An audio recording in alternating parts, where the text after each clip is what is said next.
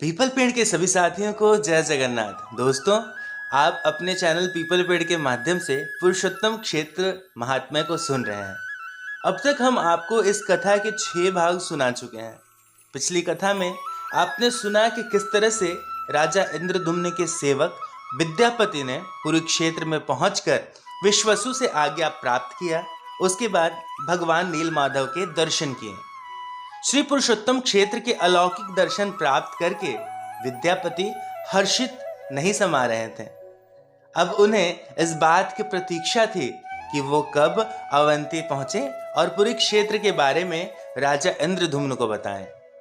दूसरी तरफ पुरी क्षेत्र से विद्यापति के प्रस्थान करते ही कुछ अनचाही घटनाएं घटित होने लगी। ऐसा क्यों हो रहा था, यह जानेंगे कथा के अगले यानी कि 7वें भाग में। तो चलिए ज्यादा विलंब न करते हुए बढ़ते हैं कथा की ओर। लेकिन उससे पहले आपसे निवेदन है कि आप अपने इस चैनल को सब्सक्राइब कर लें। और हाँ, अगर आपने पुरुषोत्तम क्षेत्र महात्म्य के पुराने भाग को नहीं सुना तो उनके लिंक डिस्क्रिप्शन बॉक्स में दिए गए हैं। शबरों के गांव से विद्यापति के चले जाने के बाद विश्वसु ने प्रतिदिन की भांति भगवान नीलमाधव की आराधना की तैयारी प्रारंभ की। जब वे सभा सामग्री जुटा रहे थे तभी अचानक प्रचंड हवाएं चलने लगी। चारों दिशाएं धूल से भर उठी। तूफानी हवाएं वृक्षों को जड़ सहित उखाड़ फेंकने लगी और जंगल के भयाक्रांत जीव जंतु आश्रय ढूंढने के लिए इधर उधर दौड़ने लगे। चारों ओर अचानक उठे उस भयानक तूफान से पूरा आकाश धूल से भर गया और प्रत्येक व्यक्ति प्रायः अंधा बन गया। और फिर मूसलाधार वर्षा होने लगी। घंटों पश्चात तूफान धीरे धीरे शांत हुआ और धूल बैठने लगी। परंतु जब विश्वसु ने भगवान नीलमाधव के मंदिर की ओर देखा तो वे पछाड़ खाकर भूमि पर गिर पड़े। रहस्यमयी ढंग से नीलमाधव वहां से गायब हो चुके थे। विश्वसु और अन्य लोग विछोह की तीव्र वेदना से भर गए।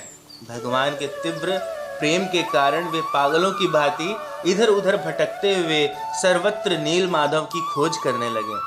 इतना ही नहीं, स्वर्ग के देवी देवता भी इस घटना से व्याकुल हो उठे। भगवान नीलमाधव को कहीं ना पाकर वे सब उनसे प्रार्थनाएं करने लगे, हे माधव, हमने ऐसा क्या पाप किया था? आपके आशीर्वाद के बिना भला हम कैसे जी पाएंगे? हे पूर्ण पुरुषोत्तम भगवान, कृपा करके हम पर दया करें। इस प्रकार पागलों की भांति जंगल में भटकते हुए बारंबार प्रार्थनाएं व अनुनय विनय करने के बाद उन सभी को मधुर वचनों की एक आकाशवाणी सुनाई देती है। आज के बाद भगवान नीलमाधव पुनः इस संसार में नहीं दिखाई देंगे। जब राजा इंद्रदुम्न यहाँ आएंगे तो भगवान एक अन्य रूप में प्रकट होंगे। भयभीत मत हो और धैर्य बनाए रखो। साथियों, यह आकाशवाणी कोई और नहीं बल्कि स्वयं भगवान नीलमाधव कर रहे थे। अब चलिए सुनते हैं कि अवंती नगरी में जब विद्यापति पहुंचते हैं तब वहां का क्या नजारा रहता है। इसी बीच अवंती की ओर जाते समय विद्यापति को भगवान नीलमाधव के दर्शन से असीम आनंद की अनुभूति हो रही थी। शंख क्षेत्र के आसपास विभिन्न स्थानों से होकर गुजरते समय उन्होंने विविध भूभागों, वृक्षों और खिलते हुए फूल देखे। कई स्थानों पर तो वृक्षावली इतनी घनी थी कि सूर्य रश्मियां भी कठिनाई से भूमि का स्पर्श कर पा रही थी। छोटी नदियां और झीलें हंसों और कमल पुष्पों से भरी हुई थीं। शायद ही कोई ऐसा स्थान था जहां ताजा उगे पौधों, लताओं और फूलों की सुगंध ना हो। अंततो गत्वा विद्यापति जब अवंती पहुंचे, वे संपूर्ण वृत्तांत सुनाने के लिए अति आतुर थे। वे तुरंत महाराज इंद्रदुम्न के राजमहल की ओर चले।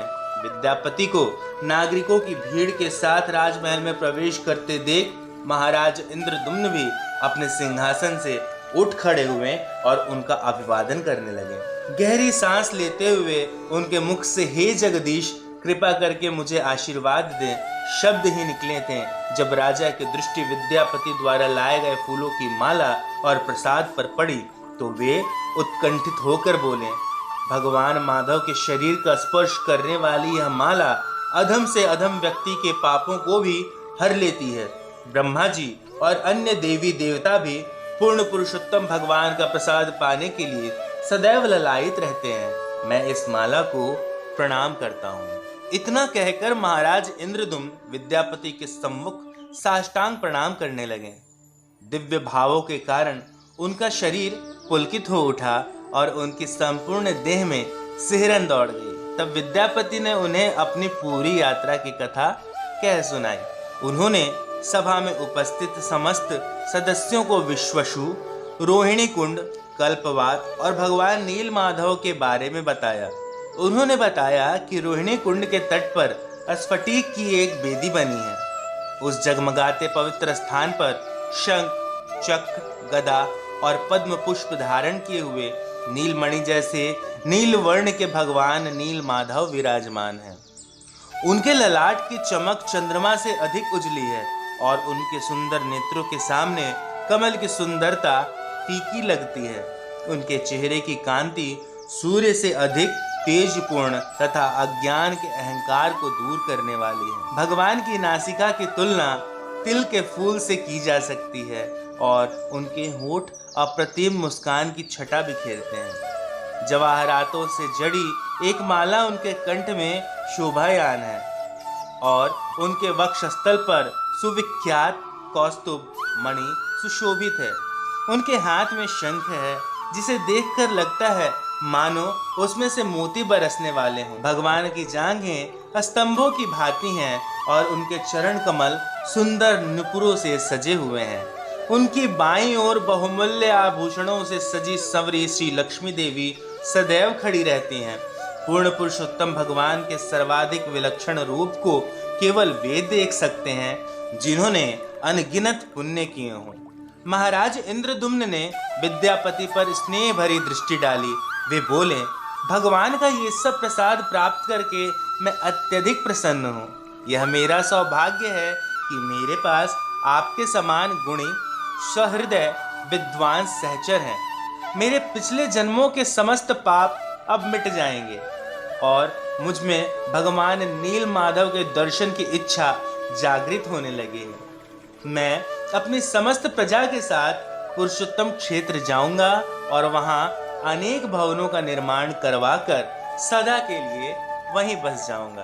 दोस्तों, यह थी पुरुषोत्तम महाक्षेत्र की 7वीं कड़ी यानी कि 7वां भाग। यहाँ यह कथा समाप्त होता है। कथा आपको कैसी लगी इसके बारे में आप हमें कमेंट बॉक्स में ज़रूर बताएं। अगर आप कोई अन्य कथा सुनना चाहते हैं तो वह भी हमें लिखकर ज़रूर बताएं। अब अगली कथा में हम सुनेंगे कि किस प्रकार से नारद मुनि की भविष्यवाणी होती है और राजा इंद्रदुम्न पुरी क्षेत्र की ओर प्रस्थान करते हैं। अगर आपको कथा सचमुच अच्छी लगी हो तो अपने दोस्तों के साथ और परिवार के साथ इसे साझा करना ना भूलें। अगर आप किसी भी तरह से हमारी मदद करना चाहते हो तो स्क्रीन पर दिए गए नंबर पर अपनी आर्थिक सहायता हमें भेज सकते हैं ताकि इस नेक काम में हम और भी कुशलता के साथ आगे बढ़ते रहें। अगले वीडियो तक के लिए पीपल पेड़ के सभी साथियों को जय जगन्नाथ।